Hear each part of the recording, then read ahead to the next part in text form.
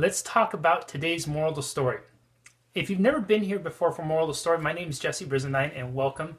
I'm happy to have you here. Thanks for spending this time with me, wherever you are in the world, whether it's morning, afternoon, evening, in your part of the world. What the moral of the story is every week around this time, I share a story with you that is meant to be inspiring, motivating. It's the intention behind it is to get you to think, and not only think, but to act. Act in a way that will help you make a positive decision, positive forward progress in your life. I'll share a short little story, maybe a thought or two at the end, and then what I'll do is invite you at the end to share what your moral of the story is, what your takeaway is, and what actions you're going to take, what you're going to implement in your life, how you're going to take what you've learned and use it to better your life. And when that opportunity is there, I encourage you to interact and share, because it really takes things to the next level beyond just listening and saying, oh, that's a cool story. It's much more powerful when you actually interact with it, because it helps you remember it. It's like downloading stuff into your mind. The sooner you use it, the sooner you will not lose it. And I appreciate so many of you. I just saw a couple of shares on Periscope inviting your friends and family to join. Thank you for that. So today's moral of the story. Once upon a time, there were two friends. And these friends had been lifelong friends, and they had been through thick and thin together, traveled the world together, spent many of times, gone through life's ups and downs, heartbreaks, heartaches, and celebrations, and tragedies and triumphs. One day, for whatever reason, the two friends got into a bit of a scuffle. There was an argument broke out. Perhaps it was over the recent political season here in the United States. One was for one side, one was for the other side.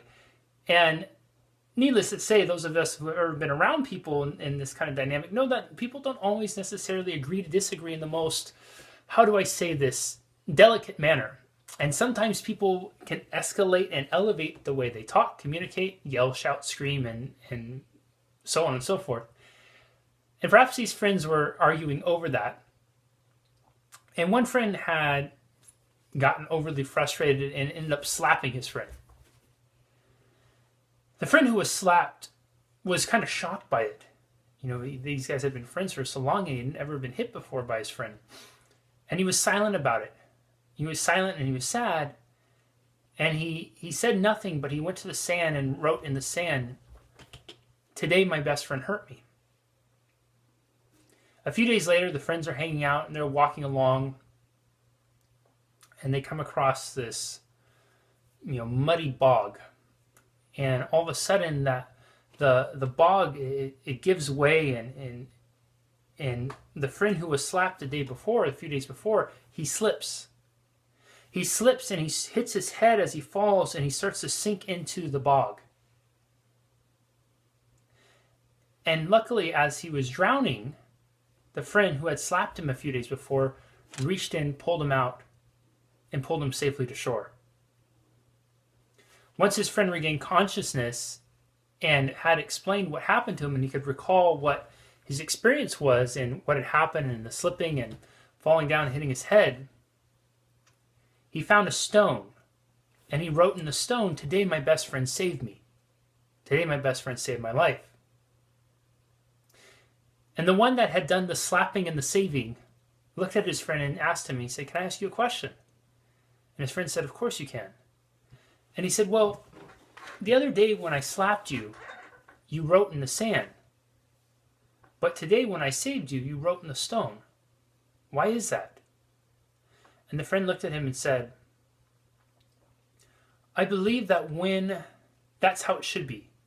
Because I believe that when someone hurts us, a friend, a family member, a loved one hurts us, we should write it in the sand so the wind can wash it away. The water can wash it away so that it can be forgotten.